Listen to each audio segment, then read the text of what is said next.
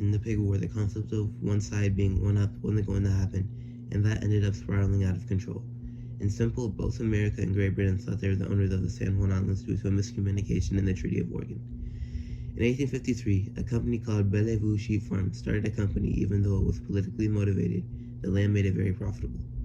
American settlers heard about this and decided to live there. By 1859, there were 18 settlers. The British saw them as squatters and trespassers, but did not do anything. This changed when a man named Lyman Cutler decided to shoot a company pig in his yard. The British couldn't let that slide and threatened to arrest him and kick the American settlers out. The Americans, scared and angry, requested military support, which was provided by William S. Harney, who ordered a unit whose captain was George Pickett to go there. James Douglas, a British governor, was absolutely flabbergasted by this, but he retaliated and ordered Captain Geoffrey Phillips Hornby to come. Hornby tried to avoid clash by bringing 2 more ships. So this is where it would end, right? Never back down, never what? Never give up. Never back down, never what? Never give up. Let's party! Let's go! The U.S. requested backup and the British did as well. The U.S. dug dugouts and the British ran drills, even firing bluffs. But it was pretty funny because the commanders went to the same church service and shared whiskey on the satellite, which was a ship. Once word of this got to Washington, the U.S. and British officials were shocked and immediately called back reinforcements.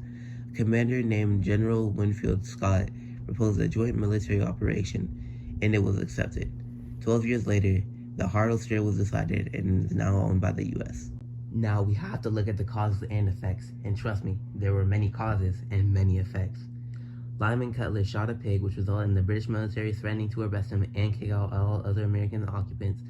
This made Lyman Cutler request military protection, which made the military go to the San Juan Islands, which made the British bring some of their military, which led to reinforcements on both sides. This resulted in going to the same church and the commander drinking on the ship satellite, which resulted in no conflict happening, which resulted in it being found out by both governments, which led to them being able to send in an officer, which resulted in a joint military operation, which resulted in a 12-year operation, which resulted in Germany picking the Hartal Strait and the U.S. getting the islands. The reason the problem even arose in the first place is due to nobody migrating to the island and making them known, and nobody settling before one side got there. By the time they got both sides, the U.S. and the British, they couldn't decide who should own the island. This is why the conflict broke out in the first place.